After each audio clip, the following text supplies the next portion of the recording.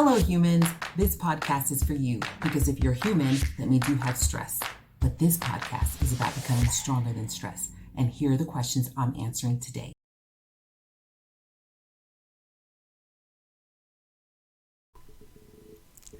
Hey, everybody. Welcome back to our second Insiders meeting. I've got your questions and I am ready to answer them. All right, so let's see. Our first question is, how long does it take to see results from practicing stress management? I know that the easy answer would be 2 weeks, 2 months, a year. Unfortunately, there is no set timeline. It really is dependent on each individual.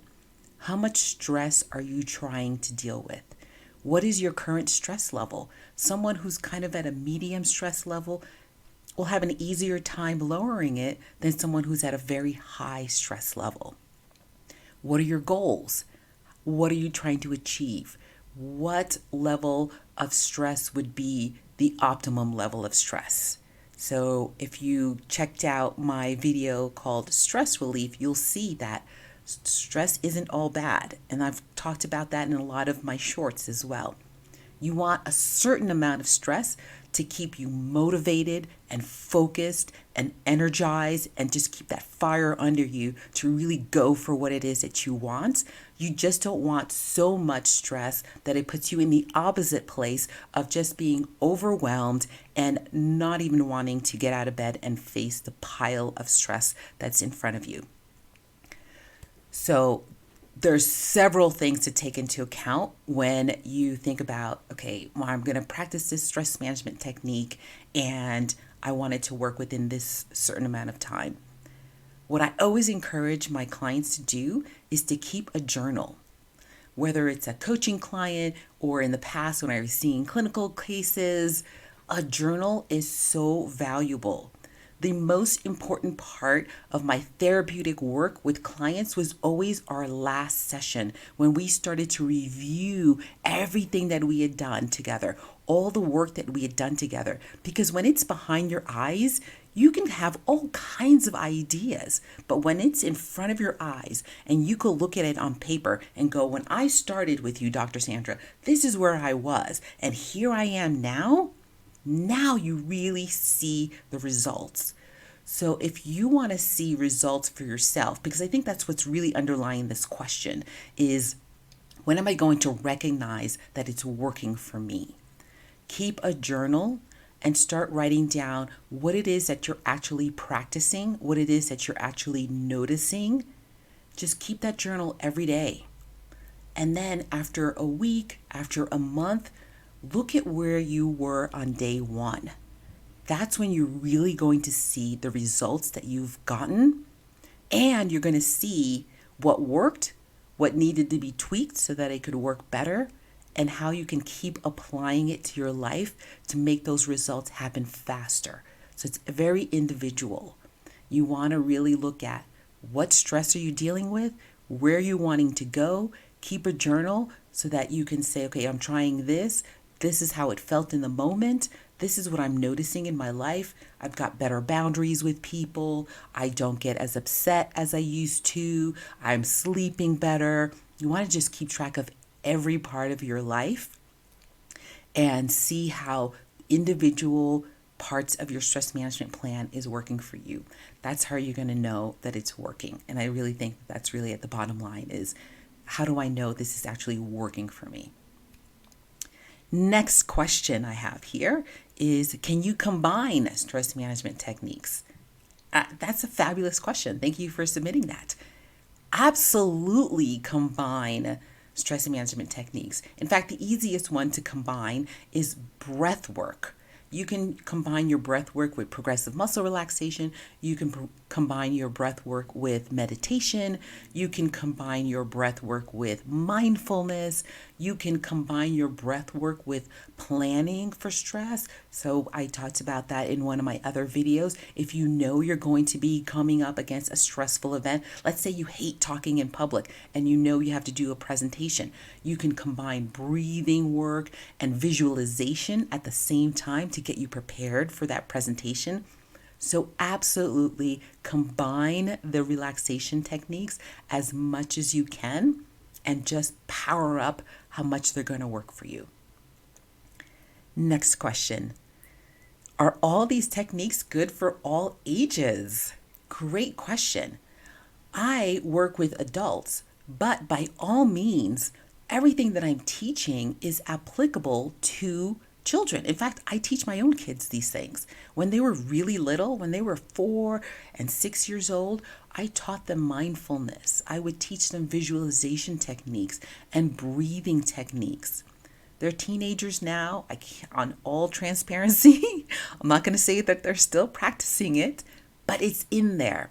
And in the future, when they are feeling stressed and they hear about these stress management techniques or they read my books, they'll go, oh yeah, I remember this. They're not going to be learning it for the first time. It's just going to be muscle memory. It's going to be, oh yeah, this is what my mom was talking about when I was little. I didn't understand what she was talking about back then. I just did what she told me to do. But now I get it. So by all means, everything that you are learning from me, teach your children. We really need to help our children learn to manage stress. The stuff that's going on in schools these days is unbelievable. All children need to learn to manage stress. As parents, we're naturally teaching our children how to modulate their emotions, right? We teach them it's not okay to hit little Johnny. You can't bite little Janie. Use your words. It's okay to feel angry, but you have to use your words. You can't act out, right? We're teaching our children how to control their emotions. Now, the next step is to teach our children how to manage stress, how to recognize in the first place that you're becoming stressed. That's the most important thing. If you don't even know that you're becoming stressed until you are hitting the fan, that's not a good thing. We never want to we never want to wait until we've hit rock bottom to start dealing with stress. Everything that I'm teaching you now is to help you become more aware of the beginning stages of feeling stressed, because if you can hit it there, then you really do feel like you have a life of just calm and peace. And that's not to say you're always going to be great at it. No one's always great at it. I mean, that's just the function of the stress response. It's there to react to surprising, unexpected events. We can't always plan for when stress is going to be coming at us. So you're not going to be perfect, but in the areas where you can control, wouldn't it be great to just control those areas so that when you are getting activated by your fight or flight system, it's not an everyday occurrence. It's just a once in a while occurrence. Okay, so, this came at you unexpectedly and you blew up. You're only human. No one's perfect. I'm not perfect either. The goal is to just get our lives to a place where we enjoy it more often than not, where we have peace more often than not, where our feelings of overwhelm become rare and not the norm. That's our goal, not perfection, peace. All right, our next question. How do you make time for self-care? How do I make time for self-care when I have a busy schedule? Great question, and I'm sure that's a question that a lot of people have. A lot of working women, a lot of working mothers have this question. And what comes to mind is that this question is almost assuming that you have to take time out of your busy schedule in order to practice self-care. And that is a line of thinking that makes one feel like, well, if I'm busy, then I'm kind of screwed. I can't practice self-care. So what I want you to do is to rephrase how you think about that. How can I practice self-care within my busy schedule? So self-care isn't limited to going on a vacation or getting a massage or, I don't know, something that takes you outside of your busy schedule. Self-care can also be setting boundaries. So even though you've got a busy day, you can set boundaries. You can practice time management. They go hand in hand. What are some of the things that you absolutely need to do? What are some of the things that are very important to do? What are something that are very important to you is what I mean to say. And then set boundaries to everything else. Sometimes when we are feeling overwhelmed and really busy, it's because we're not managing our boundaries very well. And that is a form of self care. Taking care of yourself means saying no to things that sap your energy, that just drain the life out of you. That's self care. So even if you have a busy schedule, you can practice self care if you widen your idea of what does self care mean. Self care doesn't just mean you're taking care of your body. You definitely need to make time to do that. But what about your mind and your emotions?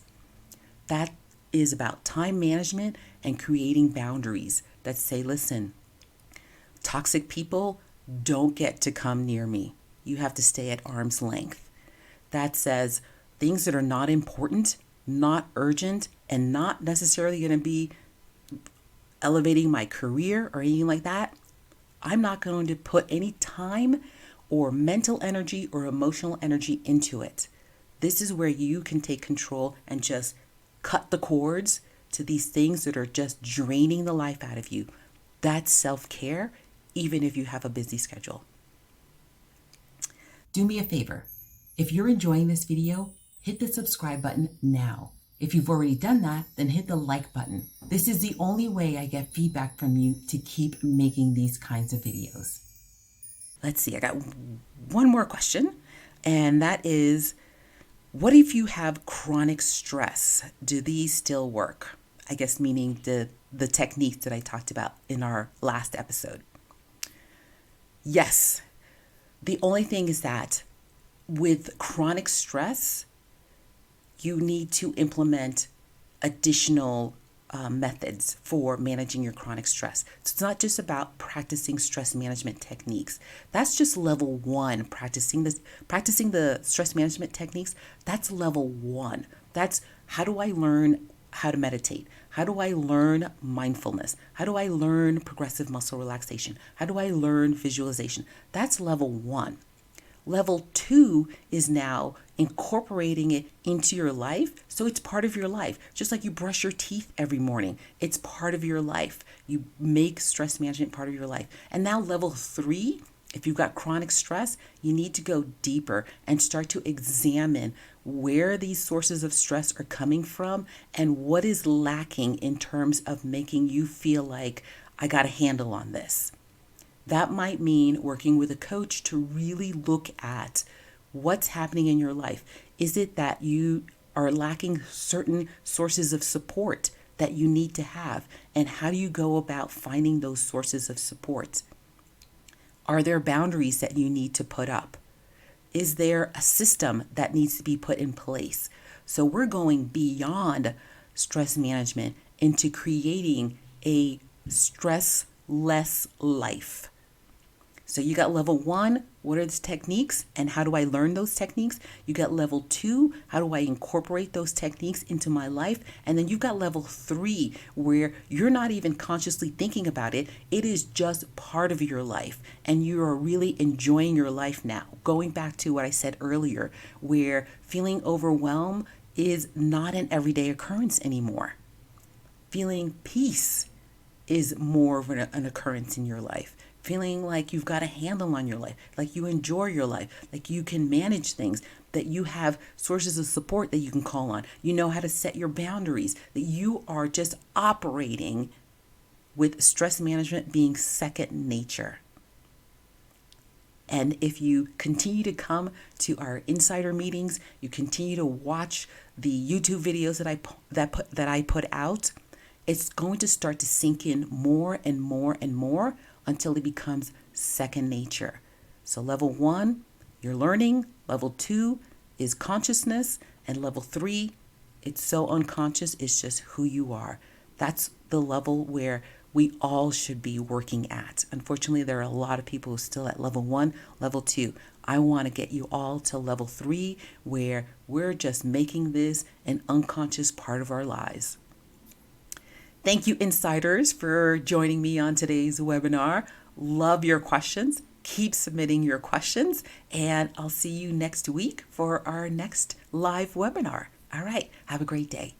There you have it, insiders. See you next time, and until then, be stronger than stress.